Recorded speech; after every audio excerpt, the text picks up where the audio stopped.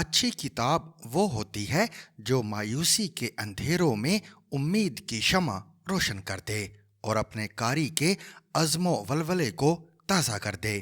پاکستان کے معروف قانون دان جناب ایس ایم ظفر صاحب کی نئی کتاب پارلیمنٹ بنام پارلیمنٹ بھی ایک ایسی ہی کتاب ہے جس میں آج کے پاکستان کے تمام آئینی اور سیاسی مسائل کا حل موجود ہے، اور یہ کتاب ان تمام ارکان پارلیمنٹ کے ضمیر کو بیدار بھی کر سکتی ہے جن کا ضمیر اقتدار کے نشے کے باعث غنودگی میں ہے۔ بظاہر تو یہ کتاب قومی اور صوبائی اسمبلیوں اور سینٹ کے ارکان کے لیے ایک گائیڈ ہے، لیکن عام پاکستانیوں کے لیے نادر معلومات کا ایک خزانہ ہے جن کی روشنی میں وہ ارکان پارلیمنٹ اور سیاسی جماعتوں کی کارکردگی کا ناقدانہ جائزہ لے سکتے ہیں۔ کتاب کے آغاز میں ایس ایم ظفر صاحب نے ارکان پارلیمنٹ کے حلف کی اہمیت کو اجاگر کرتے ہوئے بانی پاکستان قائد اعظم محمد علی جناح کی مثال دی ہے۔ جب قائد اعظم کو بطور governor general government of India act 1935 کے مطابق حلف اٹھانے کے لیے کہا گیا تو انہوں نے حلف لینے سے انکار کر دیا۔ انہیں حلف کے ان الفاظ پر اعتراض تھا کہ میں بطور گورنر جنرل تاج برطانیہ کا وفادار رہوں گا۔ قائد اعظم کے اصرار پر حلف کے الفاظ تبدیل کیے گئے کہ میں پاکستان کے آئین جو قانونی طور پر نافذ العمل ہوگا اس کا وفادار رہوں گا۔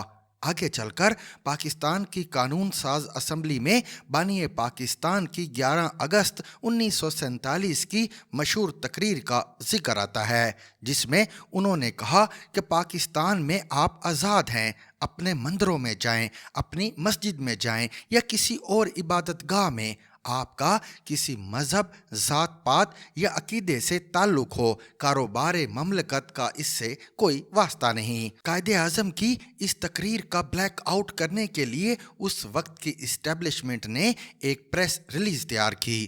ڈان کے ایڈیٹر الطاف حسین نے اس پریس ریلیز کو مسترد کر دیا اور دھمکی دی کہ وہ معاملہ قائد اعظم تک لے جائیں گے، اور یوں یہ پریس ریلیز واپس لے لی گئی۔ اس پریس ریلیز کی تفصیل بیان کرنے کے لیے ایس ایم ظفر صاحب نے نامور صحافی ضمیر نیازی صاحب کی کتاب پریس اینڈ چینز کا حوالہ دیا ہے۔ اس کتاب میں ایک ایسا واقعہ درج ہے جو آج کے پاکستان کے حوالے سے بڑا اہم ہے۔ ضمیر نیازی صاحب نے لکھا ہے کہ 1949 میں سندھ کے وزیر اعلیٰ ایم اے کھوڑو کو نااہل قرار دیا گیا تو انہوں نے اپنی نااہلی کے خلاف ایک درخواست دائر کی۔ عدالت میں ٹرائل شروع ہوا تو ایک نوجوان بیوروکریٹ آغا شاہی کو بطور گواہ بلایا گیا۔ آغا شاہی نے عدالت کو بتایا کہ ایک دفعہ وہ گورنر جنرل قائد اعظم کے پاس ایک آرڈیننس کے ڈرافٹ پر دستخط کرانے کے لیے گئے۔ اس آرڈیننس کے تحت پولیس کو کسی مقدمے یا ٹرائل کے بغیر گرفتاری کا اختیار دیا جانا تھا۔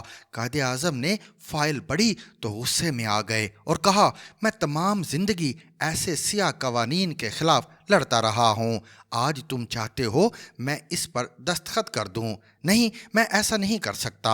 ایس ایم ظفر نے اپنی اس کتاب میں راولٹ ایکٹ کے خلاف متحدہ ہندوستان کی قانون ساز اسمبلی سے قائد اعظم کے استعفے کی وجہ ایسے ہی سیاہ قانون کو قرار دیا ہے جس کے تحت ٹرائل کے بغیر گرفتاری کا اختیار دیا جا رہا تھا۔ جس قانون کو قائد اعظم نے مسترد کر دیا اس قانون کو پاکستان کے پہلے فوجی ڈکٹیٹر جنرل ایوب خان نے ایم پی او کے نام سے نافذ کر دیا، اور ستم ظریفی دیکھیے کہ کسی جمہوری حکومت نے اس سیاہ قانون کو ختم نہیں کیا۔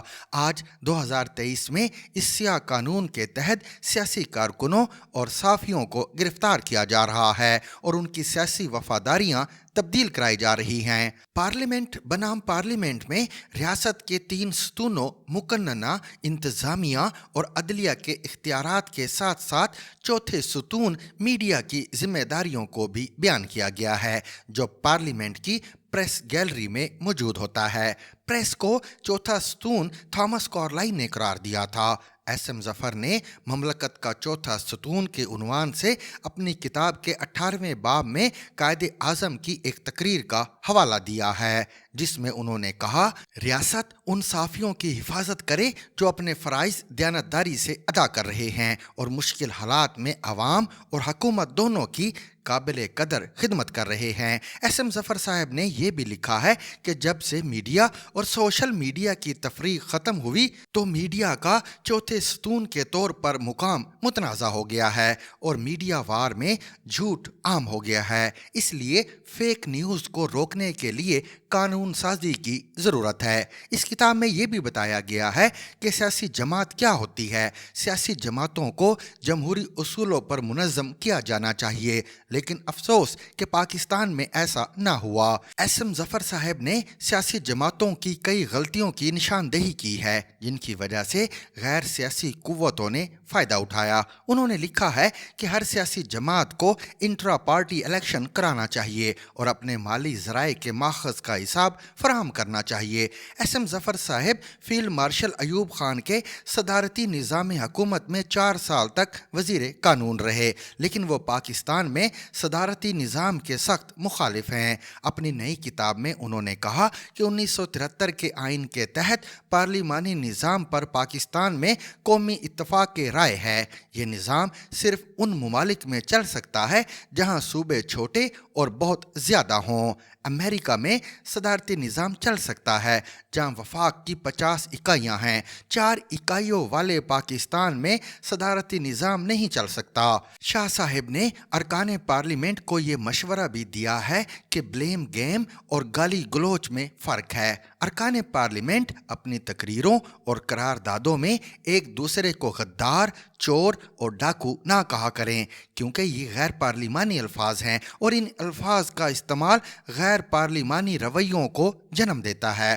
ایس ایم ظفر صاحب نے سیاسی وفاداریاں تبدیل کرنے والوں پر بھی تنقید کی ہے، لیکن ان کے خیال میں سپریم کورٹ کے فیصلوں سے یہ رجحان ختم نہیں ہوگا۔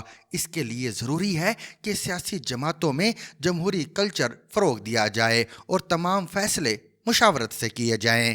سیاسی جماعتوں کے سربراہوں کو ڈکٹیٹر بنانا مسئلے کا حل نہیں ہے۔ ارکان پارلیمنٹ کو ان کی ذمہ داریوں کا احساس دلاتے ہوئے ایس ایم ظفر نے وارننگ دی ہے کہ ایک جمہوری ریاست کو آمرانہ ریاست نہ بننے دیں جہاں سب ایک دوسرے پر غلبہ پانے کی کوشش کرتے ہیں۔ ایس ایم ظفر صاحب کی کتاب پڑھ کر میں سوچ رہا ہوں کہ آج پاکستان کو 1973 کے آئین کے تحت چلایا جا رہا ہے یا ایم پی او کے تحت چلایا جا رہا ہے۔ جس سیاہ قانون پر بانی پاکستان نے دستخط کرنے سے انکار کیا، آج وہ سیاہ قانون ایک جمہوری حکومت کی سب سے بڑی طاقت کیوں بن گیا ہے؟ ارکان پارلیمنٹ کو خواب غفلت سے جگانے کے لیے ایس ایم ظفر صاحب نے اپنا کردار ادا کر دیا ہے۔ انہوں نے سینٹ میں اپنی آخری تقریر میں کہا تھا کہ میڈیا کو جاگتے رہو کا فریضہ ادا کرنا ہے۔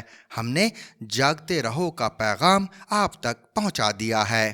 جاگیے، کیونکہ قائد اعظم کا پاکستان اگر ایم پی او سے چلایا گیا تو پھر یہ جمہوریت ایک سول مارشل لا کہلائے گی۔